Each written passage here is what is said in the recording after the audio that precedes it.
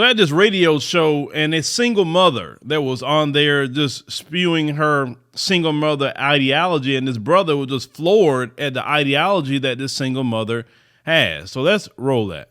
As a single mom, Yeah. I got this. Yeah. I got it. I ain't calling her dad. You can. Yeah, you listen, bitch. I'll die starving on the road before I call her dad. Facts. So I'm like, Facts. you know what? Facts. I'm Straight up. all the That's way the dumbest up here. ever. Say it again. Say the word, tell me what That's you the want to say. dumbest ever. Hey Jay, let her rock out for a little bit. We go digest that. We can digest that later. Let her rock out. Go finish the story. Okay.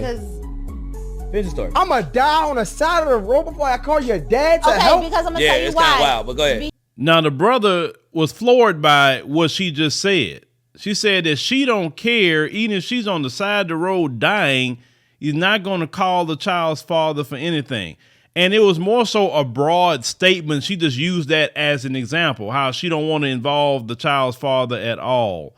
And the brother he just couldn't believe what he was hearing. And it is dumb. But y'all have to understand, brothers, before you lay down with a lot of little women that you laying down with, and you laying down with them without your protection.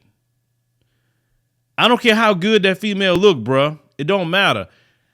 You sit up there and shoot her club up, you would deal with a problem with some of these little women for the next 18 years.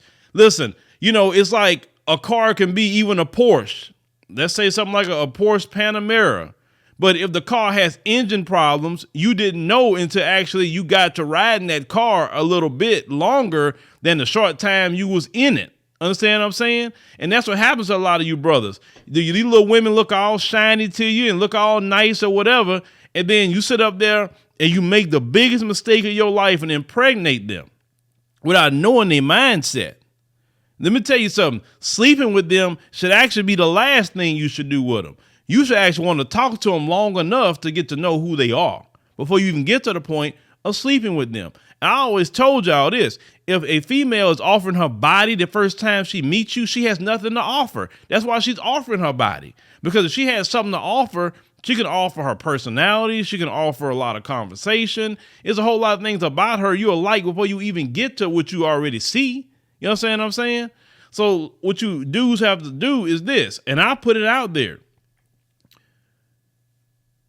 Little women like that think that way, I can guarantee you she was raised by a single mother. Because single mothers teach their daughters to become single mothers. Not that they don't say, hey, I want you to become a single mother. No, it's what they being taught in the home. They don't have the perfect balance. They don't have the dad and the mom. Understand what I'm saying? When you have a dad and a mom, you at least have an example, especially you have a healthy situation. We're not talking about we have a beta male in the house laying up on the couch, not doing nothing, and a woman working and providing and taking care of him. We ain't talking about that, because you do have that too, but you got a man in the house. No, we're talking about a real man in the house, a real man that walk with his masculinity, a real man that play that role, a real man do everything that he's supposed to do, where his woman is underneath his instruction, and he's a leader in the house. You're talking about that kind of situation. You understand? His woman respects him, and she demands the children and anybody else that come around respect him too. You understand? When y'all lay down and have these, babies with these little women that come from single parent households, you're going to run into that problem. You also going to run into a problem. And listen, I have to just be real. And I know I'm about to touch a lot of people by saying this, fellas. You will have a difficult time with a female that come from a single parent household if you want to marry her. Let me explain to you why. She don't know how to be a wife at all. She was trained to be a single mother. So it's going to be harder for her to get with your program. It's going to be hard because she wasn't shown that. Now, on the flip side, if you get with a woman that had her mom and dad in her life, right, and they still married, it's going to be easier for you to get with her that come from a two-parent household and the marriage is good and things like that, and she got a loving relationship and she respects her dad and all that. That's going to be the perfect woman to get with for you. Because since she loves her dad, her parents showed her a proper way to be. It's going to be easy for her to get right into a situation with you when you want to decide to get married. Because I always tell fellas this, if the woman respects her dad and she loves her dad, then it will be easy for her to respect and love you too when you get to that point with her. Because she already know how to respect and love the first man in her life, which is her father. Now, I'm not saying just because she grew up in a single parent household, let me say this with balance. If her dad was around and they had a perfect co-parenting relationship, which is kind of on the, it's on the minimum side, it's not the majority, unfortunately.